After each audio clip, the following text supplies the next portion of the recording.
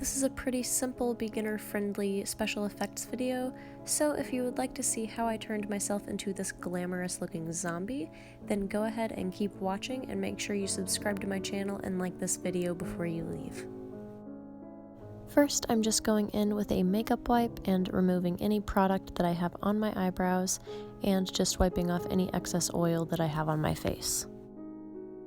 Next, I'm wiping my face with alcohol just to make sure the excess oil on my face is completely gone. Just make sure to do this in a well-ventilated area.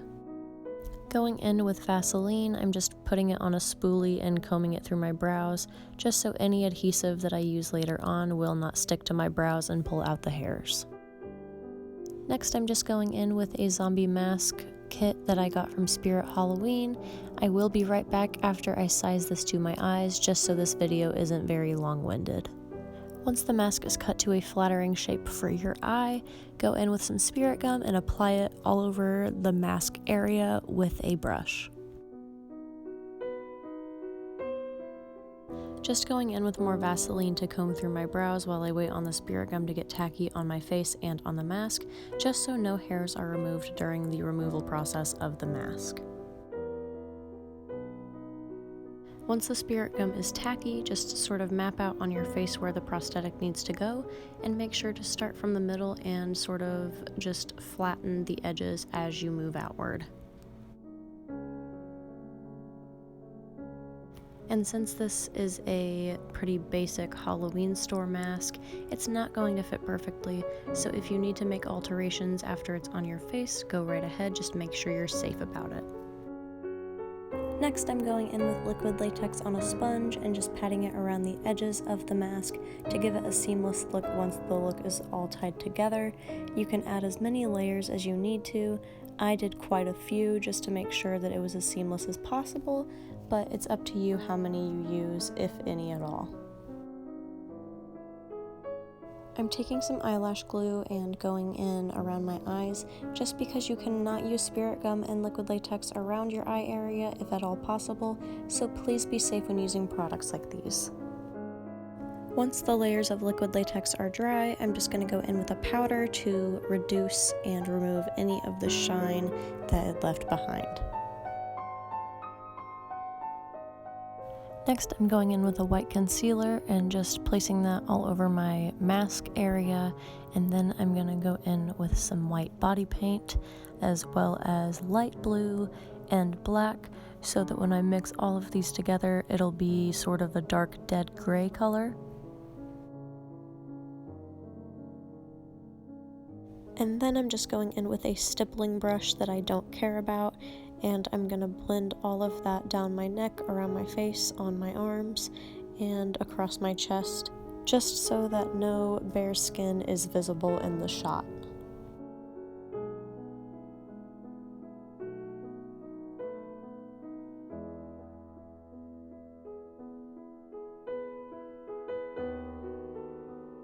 Next, I'm going in with that quad wheel that came with the zombie mask, and I'm just going to spray it with alcohol to thin the paint out, and then I'm taking a foundation brush and stippling it across my face, neck, and chest. And then I'm taking that red and brown shade just to stipple it across my chest too, just to make it look like dried blood, scabs, and scrapes.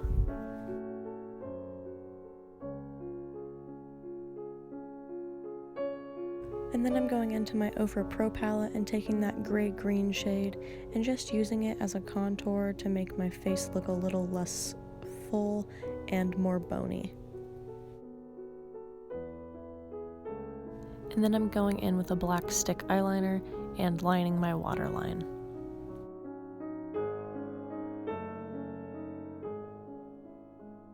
And then I'm taking a black cream paint from Craftobian and just putting that in all of the hollows of my eyes, in my nostrils, and on my lips a little bit, just to get rid of that pink look.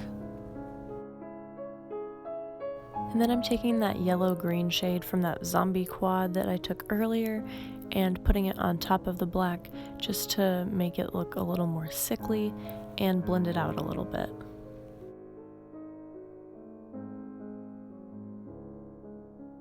And then I'm going in with a liner brush and that zombie quad and just putting some lines all over my face in the crevices of the mask and where my face would normally just naturally line.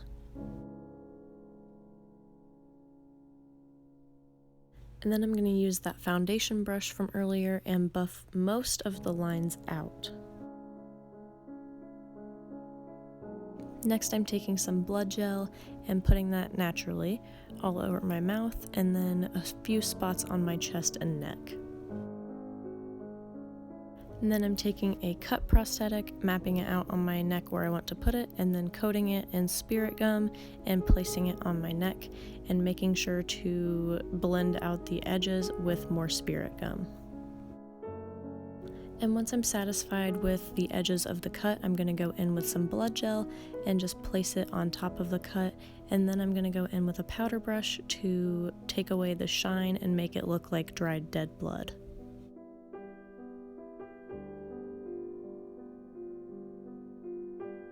And of course, we're going to add more blood to it just to give it more definition and depth.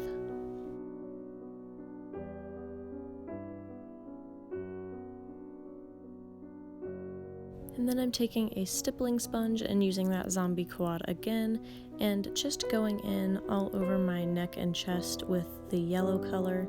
And then I'm going back in with that contour brush that I used earlier, and I'm gonna just hollow out my collarbone, sort of like I did to my cheeks.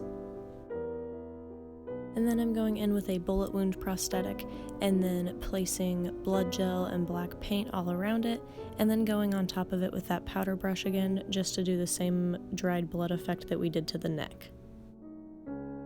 And then around the wound itself, I'm gonna put some yellow paint to make it look like it got infected, and then I'm gonna put more blood inside of the wound to make it look like it's spewing out.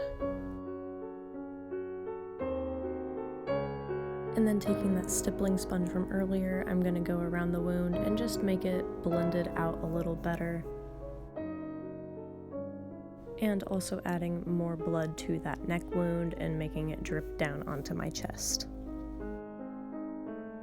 Then I'm adding more blood and paint to any areas where paint had come off and my real skin was showing through. And then I'm taking that Ofra Pro palette and just adding eyeshadow onto my teeth because I didn't have any teeth stain, and I believe that this is safe to use in your mouth. I'm gonna go throw on a wig and I will be right back. Alright, this is the completed look. Thank you guys so much for watching. I hope you enjoyed it. Go ahead and give this video a thumbs up and I will see you in the next one. Bye.